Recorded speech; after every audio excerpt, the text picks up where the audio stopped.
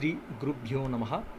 మొదటగా షోడశ వర్గ అధ్యాయంలో పరాశరుడు D3 పరిచయం చేస్తూ D3ని పాలించే ముగ్గురు మునులు ఉన్నారని చెప్పారు. కాబట్టి D3 అంటే ప్రాథమికంగా ఒక రాశిని 3 భాగాలుగా విభజించడం. ఒక రాశి 30 డిగ్రీలు ఉంటుంది. మీరు దాన్ని 3గా విభజిస్తే 3 భాగాలుగా ఏర్పడుతుంది. ఒకటి 0 డిగ్రీల నుండి 10 డిగ్రీల వరకు, రెండవది 10 డిగ్రీల నుండి 20 డిగ్రీల వరకు, మూడవది 20 డిగ్రీల నుండి 30 డిగ్రీల వరకు ఉంటుంది. మొదటి విభాగాన్ని నారద మహర్షి, రెండవ విభాగాన్ని అగస్త్య మహర్షి, మూడవ విభాగాన్ని దూర్వాస మహర్షి పాలిస్తారు. ఇప్పుడు డిగ్రీల విషయానికి వస్తే ఒక విషయాన్ని స్పష్టం చేస్తున్నాను. 0 డిగ్రీల నుండి 10 డిగ్రీల వరకు మొదటి ద్రేకానం. ఒకవేళ గ్రహం గనక 10 డిగ్రీల 1 నిమిషం వద్ద ఉంటే, ఇక్కడ ఒక గ్రహాన్ని 10 డిగ్రీల 1 నిమిషంలో చూసినా అది 11వ డిగ్రీలో ఉన్నట్లుగానే పరిగణించాలి. 10వ డిగ్రీలో ఉన్నట్లు కాదు. 10వ డిగ్రీ అనేది కేవలం 9 డిగ్రీల 59 నిమిషాల వరకు మాత్రమే ఉంటుంది. 10 డిగ్రీలు పూర్తి చేసిన తర్వాత లేదా 10 డిగ్రీల 1 నిమిషంలో ఉన్నప్పుడు గ్రహం 11వ డిగ్రీలోకి వెళ్తుంది మరియు తన ఆధిపత్యాన్ని నారదుడి నుండి అగస్త్యుడికి మారుస్తుంది. ఇప్పుడు ఈ నారద, అగస్త్య మరియు దూర్వాస అనే విషయం చెప్పబడింది. 0 నుండి 10 డిగ్రీల వరకు నారదుడు, 10 డిగ్రీల నుండి 20 డిగ్రీల వరకు అగస్త్యుడు, 20 డిగ్రీల నుండి 30 డిగ్రీల వరకు దూర్వాసుడు పరిపాలిస్తారు ఈ ద్రేకానాల్ని. దీన్ని పరిగణలోకి తీసుకున్నప్పుడు ఈ ద్రేకానంలో గ్రహాలు నారద, అగస్త్య మరియు దూర్వాసల స్వభావానికి అనుగుణంగా ప్రవర్తిస్తాయనే అభిప్రాయం ఉంది. ఒక మంచి పరిశోధన చేసినటువంటి సబ్జెక్ట్ ఇది. నారదుడు స్వభావరీత్యా సాత్వికుడు మరియు అతడు ఎప్పుడూ భక్తిలో నిమగ్నమై ఉంటాడు. కాబట్టి మొదటి ద్రేకానం భక్తిని, సాత్విక స్వభావాన్ని, దేవుని నామస్మరణను, ఆధ్యాత్మికతను మొదలైన వాటిని సూచిస్తుంది. రెండవ ద్రేకానం అనేది అగస్త్య ఋషిని సూచిస్తుంది. ఇది బాధను భరించే మరియు తట్టుకునే గొప్ప శక్తిని మరియు దాని నుండి బయటపడే స్వభావాన్ని సూచిస్తుంది. ఇక చివరిది దూర్వాస మహర్షిచే పరిపాలించబడుతుంది. దూర్వాసుడు ప్రాథమికంగా చాలా అరుదైన, సులభంగా దొరకనిది మరియు క్లిష్టమైన విషయాలను సూచిస్తాడు. మీకు నారద, అగస్త్య, దూర్వాసల స్వభావం గురించి లోతైన అధ్యాయం చేసి దానికి అనుగుణంగా పెద్ద పెద్ద అంచనాలు కూడా వేయచ్చు. అయితే ఇప్పుడు టాపిక్లోకి వస్తే,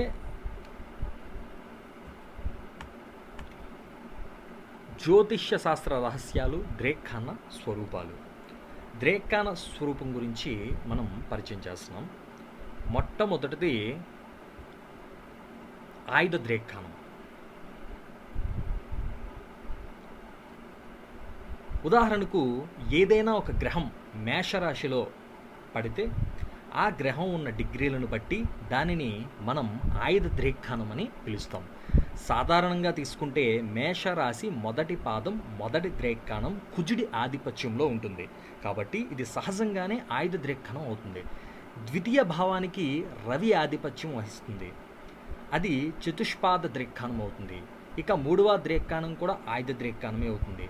ఇలా ఎప్పుడైనా సరే ఆయుధ ద్రేకానంలో ఏదైనా గ్రహం, చంద్రుడు కావచ్చు, సూర్యుడు కావచ్చు, ఏ గ్రహమైనా కావచ్చు, ఆ ఆయుధ ద్రేకానంలో పడితే, ఒక ఎగ్జాంపుల్, ఒక వ్యక్తి జాతకంలో లగ్నాధిపతి, చతుర్థాధిపతి లేక పంచమాధిపతి ఇలాగ ఏ భావాధిపతి అయినా ఆయుధ ద్రేకానంలో పడ్డాడా లేదా అనేది గమనించాలి. ఒక్కోసారి లగ్నం లేదా లగ్న నక్షత్రం కూడా ఈ ఆయుధ ద్రేకానంలో పడవచ్చు. ఆయా గ్రహాలకు సంబంధించినటువంటి కారకత్వాలు మనకు ముందే తెలుసు కాబట్టి ఆ గ్రహం ఆయుధ ద్రేకానంలో పడినప్పుడు ఆ వ్యక్తి స్వభావం ఎలా ఉంటుందనేది మనం ఖచ్చితంగా అంచనా వేయచ్చు. ఆయుధ ద్రేకానంలో ఉన్నవారి లక్షణాలు, ఈ ద్రేకానంలో గ్రహాలు ఉన్నవారిని ఎవరినైనా శత్రువులుగా చూసినా లేదా వీరి పట్ల ఎవరైనా వ్యతిరేకత చూపించినా వీరు అస్సలు సహించలేరు. వారి ప్రాథమిక స్వభావం చాలా తీవ్రంగా ఉంటుంది. ఆయుధం అనగానే మనకి క్రూరమైన బుద్ధి, భయంకరమైన స్వభావం గుర్తుకు రావాలి. వీరికి సహించలేని గుణం ఎక్కువగా ఉంటుంది. మనం శత్రువులను ఎలా నాశనం చేద్దాం అని ఎప్పుడు వీళ్ళు ఆలోచిస్తూనే ఉంటారు. శత్రువుని లేకుండా తొక్కేయడంలో ఈ ఆయుధ ద్రేక్కాణంలో కూర్చున్న గ్రహాలు లేదా భావాలు చాలా బలంగా పనిచేస్తాయి. ఉదాహరణకి ఒక వ్యక్తి లగ్నం మొదటి 10 డిగ్రీల లోపల పడిందనుకోండి, ఆ వ్యక్తి యొక్క వ్యక్తిత్వం తన శత్రువును తొక్కేద్దామా అనే చూసే విధంగా ఉంటుంది. ఆయుధ ద్రేక్కాణాలు ఏ రాసుల్లో ఎక్కడెక్కడ పడ్డాయో మనకు స్పష్టమైనటువంటి అవగాహన ఉండాలి. ఇక్కడ చూపించినట్టుగా మేషరాశి మొదటి ద్రేక్కాణం మరియు 3వ ద్రేక్కాణం, వృషభ రాశి 2వ ద్రేక్కాణం ఇలా ఇచ్చాం. అది ఒకసారి చూడండి. ఎవరైనా సరే ఆయుధ ద్రేక్కాణం అనగానే వారిలో ఒక రకమైన వైల్డ్ నేచర్, క్రూరమైన మైండ్ సెట్ ఉంటాయని, ఎదుటివారు తమతో శత్రుత్వం వహిస్తే అసలు సహించలేరని అర్థం చేసుకోవాలి. అయితే ఎగ్జాంపుల్ 9వ భావాధిపతి ఆయుధ ద్రేక్కాణంలో పడ్డాడు అనుకోండి. 9వ భావం అనగానే మనం ఏంటి, మతం, ధర్మం మరియు గురువులను తీసుకుంటాం. ఈ స్థానంలో ఉన్నవారు తమ మతానికి విరుద్ధంగా ఉండే ఇతర మతస్థులని లేదా ఇతర కులస్తుల్ని అస్సలు సహించరు. వారిని ఎలా నాశనం చేద్దాం, వాళ్ళని ఎలా తొక్కేద్దాం, ఇలా ఈ గొడవల గురించి ఆలోచిస్తూ ఉంటారు. ఆయుధ ద్రేక్కాణం యొక్క ప్రధాన లక్షణం. అలానే జాతకంలో ఏ ఏ గ్రహాలు పడ్డాయో కూడా చూడాలి. తృతీయాధిపతి ఇతను ఆయుధ ద్రేక్కాణంలో పడితే ఆ వ్యక్తి కమ్యూనికేషన్, మాట్లాడే తీరు చాలా వైల్డ్గా ఉంటుంది. అలాగే వారి సోదర వర్గం కూడా కొంచెం వైల్డ్ మైండ్ సెట్ కలిగి ఉంటుంది. వీరు కూడా దీన్ని సహించలేని తత్వంతోనే ఉంటారు. సప్తమాధిపతి కనుక ఆయుధ ద్రేక్కాణంలో పడితే వారి జీవిత భాగస్వామి కొంచెం మైండ్ సెట్ అనేది కొంచెం కఠినంగా ఉండేటటువంటి ఛాన్స్ ఉంది. కొంచెం వైల్డ్ నేచర్, భర్తతో గొడవ పడేటటువంటి నేచర్ కానీ, ప్రతిదానికి కోప్పడేటటువంటి నేచర్ కానీ ఉంటుంది. చతుర్థాధిపతి అంటే తల్లి, పంచమాధిపతి పిల్లలు ఇలా. అయితే బుధుడు అనగానే మనం మేనమామల్ని అలాగే సోదర వర్గాన్ని తీసుకుంటాం. ఆ బుధుడు ఆయుధ ద్రేక్కాణంలో పడితే వారి మేనమామ ఆలోచనలు, సోదర మైండ్ సెట్, ఈర్ష్య, కుళ్ళు ఈ స్థాయిలో ఉంటాయని అర్థం చేసుకోవచ్చు. కుజుడు ఈ ద్రేక్కాణంలో పడితే వారు ఎంత ఉగ్రంగా ఉంటారో ప్రత్యక్షంగా చెప్పవలసిన అవసరం లేదు.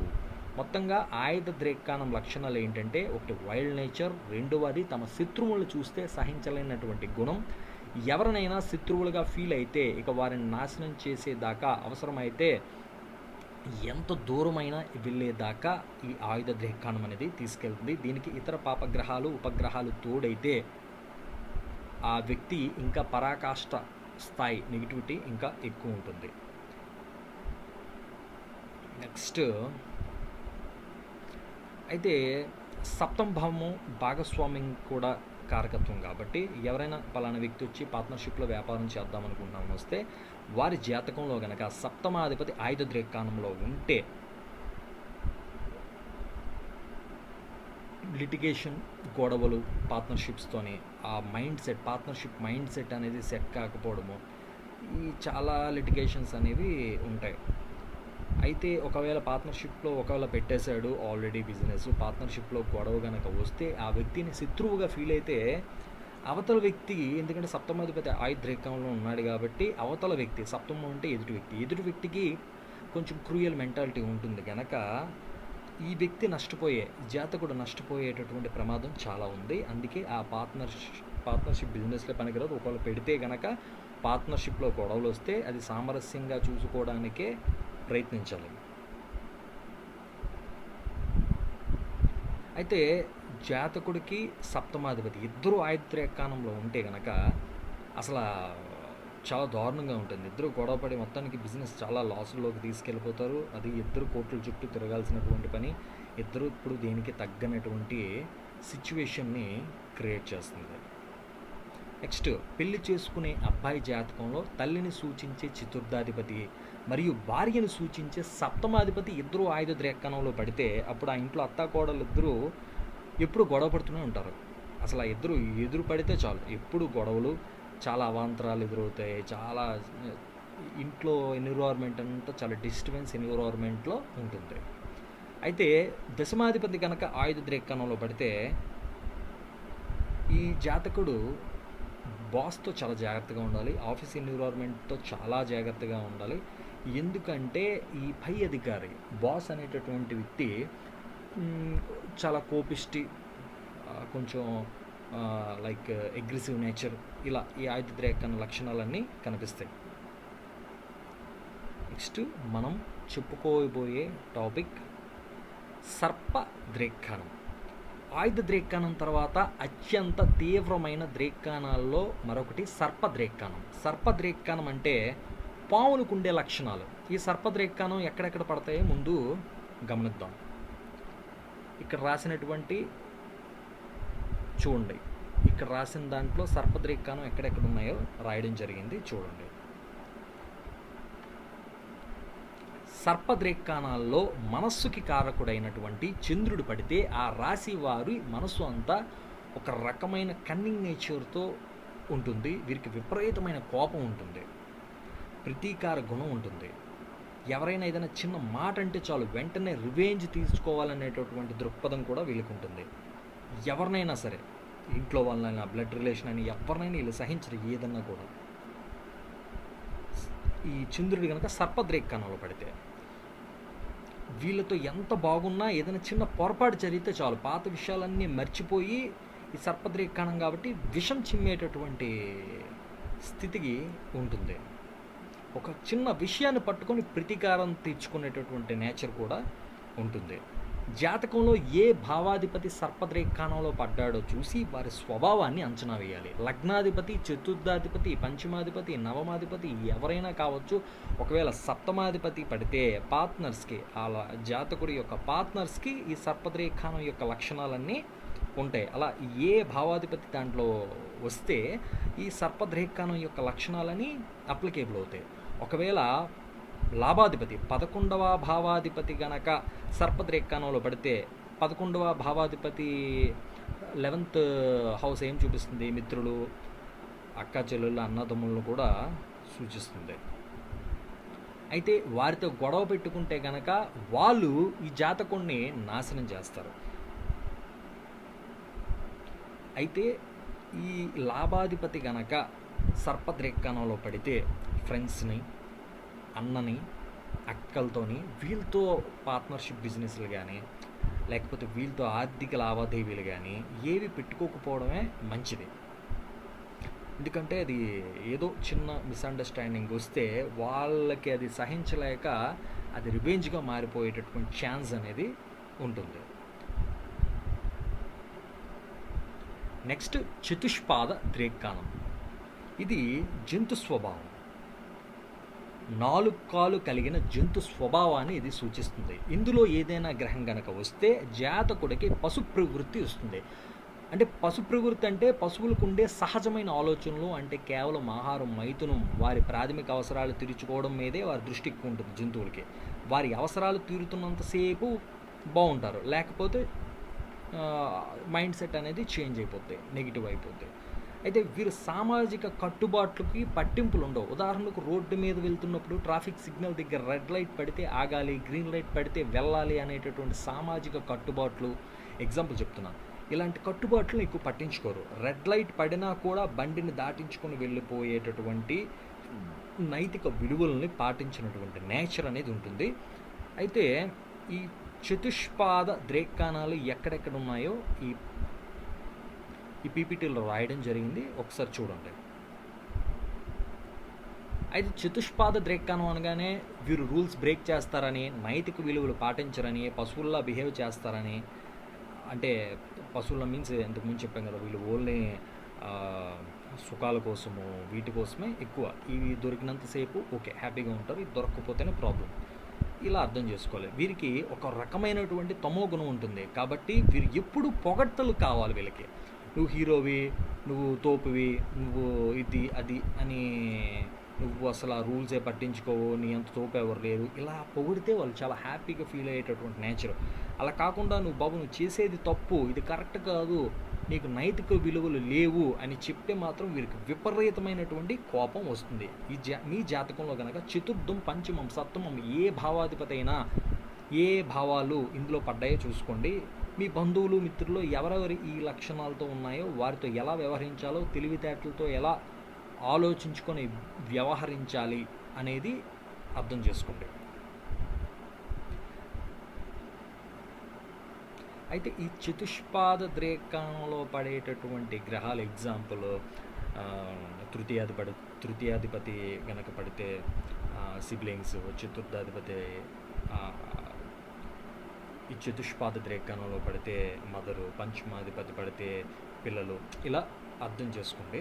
అయితే ఈ చతుష్పాద ద్రేకానంలో పడినటువంటి గ్రహాల వల్ల మనం గౌరవ మర్యాదలు ఆశించకూడదు. ఎగ్జాంపుల్, లగ్నాధిపతి గనక చతుష్పాద ద్రేకానంలో పడితే జాతకుడు గౌరవ మర్యాదలు ఇవ్వడు, అందుకే ఆ వ్యక్తి నుంచి ఆశించకూడదు. అదే చతుర్థాధిపతి కనుక చతుష్పాద ద్రేకానంలో ఉంటే జాతకుడి యొక్క తల్లి ఎవరికి ఎక్కువ గౌరవ మర్యాదలు అనేది ఇవ్వదు. అదే 9వ అధిపతి భాగ్యాధిపతి ఉంటే ఆ జాతకుడి యొక్క తండ్రి ఎవరికి గౌరవ మర్యాదలు అనేటటువంటివి ఇవ్వడు. నెక్స్ట్ పక్షి ద్రేక్కానం. మనకి ఇబ్బంది కలిగించే ద్రేక్కానాల్లో మరొకటి పక్షి ద్రేక్కానం. పక్షుల స్వభావం ఎలా ఉంటుంది, ఈ ద్రేక్కానంలో గ్రహాలు ఉన్నవారి స్వభావం కూడా అలాగే ఉంటుంది.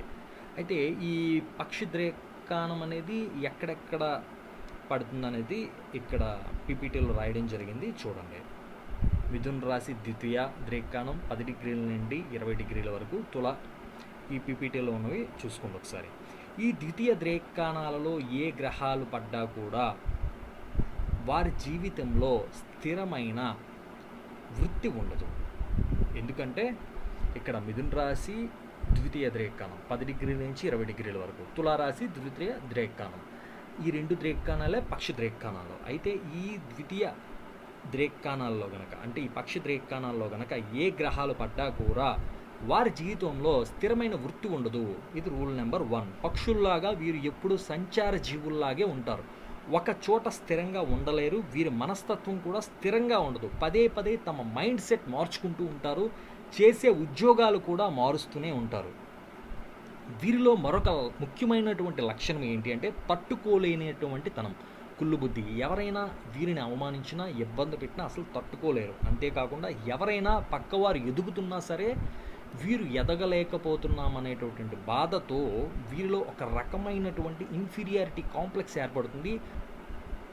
ఈ డిగ్రీస్లో కనుక చంద్రుడు వస్తే ఎప్పుడు కుళ్ళు బుద్ధి, స్థిరమైన ఉద్యోగం ఉండదు, వృత్తుల్లో ఎప్పుడు మార్పు ఉంటుంది. మన జాతకంలో ఈ ప్రభావాలు ఉన్నాయా లేదా అనేది చూసుకొని జాగ్రత్తలు తీసుకోవాలి. నెక్స్ట్ స్త్రీ, పురుష మరియు ఇతర విశేష ద్రేక్కానాల గురించి కూడా ఇక్కడ రాయడం జరిగింది, చూడండి. స్త్రీ ద్రేక్కానాలు అంటే అత్యంత సాంప్రదాయబద్ధమైనటువంటి మంచి గుణగణాలు కలిగిన ద్రేక్కానాలు. ఇవి ఎక్కడెక్కడ ఉంటాయో కూడా ఇక్కడ రాయడం జరిగింది, చూడండి.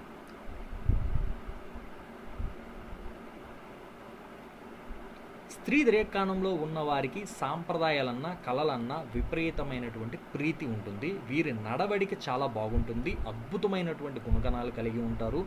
వీరి ఆలోచన విధానం చాలా ఉన్నతంగా ఉంటుంది. జీవితంలో ఏ గ్రహాలైనా, ముఖ్యంగా శుభగ్రహాలు ఇందులో పడితే అది ఎంతో శుభకరం. ఉదాహరణకి తృతీయాధిపతి గనక స్త్రీ ద్రేక్కానంలో పడితే వారి తమ్ముళ్ళు, చెల్లులు మంచి సాంప్రదాయబద్ధంగా ఉంటారు, కళా పోషణ విలువలు పాటించే వ్యక్తులుగా ఉంటారు. సప్తమాధిపతి గనక ఈ ద్రేక్కానంలో ఉంటే జీవిత భాగస్వామి కూడా ఇదే మంచి గుణగణాలతో ఉంటారని చెప్పొచ్చు. ద్రేక్కానాలన్నింటిలోనే స్త్రీ ద్రేక్కానం అనేది బెస్ట్ ద్రేక్కానం అని చెప్పొచ్చు.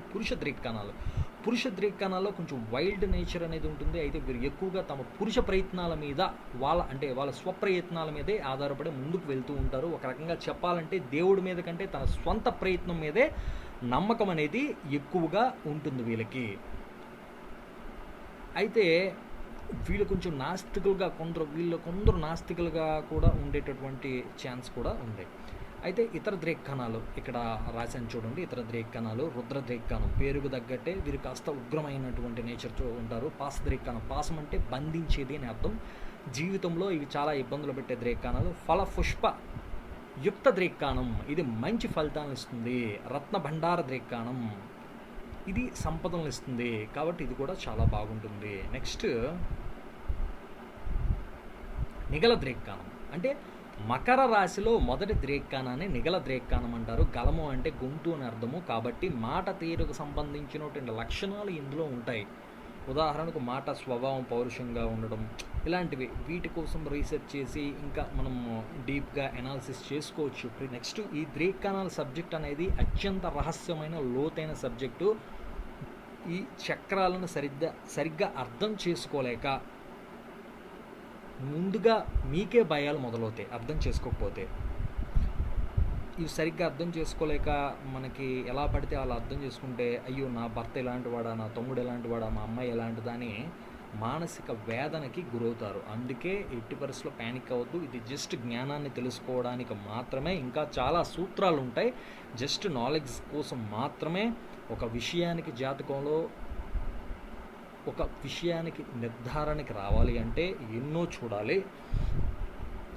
దశలు చూడాలి, దశ అంతర్దశలు చూడాలి, దృష్టులు చూడాలి, గోచారం చూడాలి, అష్టకవర్గులు చూడాలి, నవాంశలు చూడాలి, వర్గచక్రాలు చూడాలి.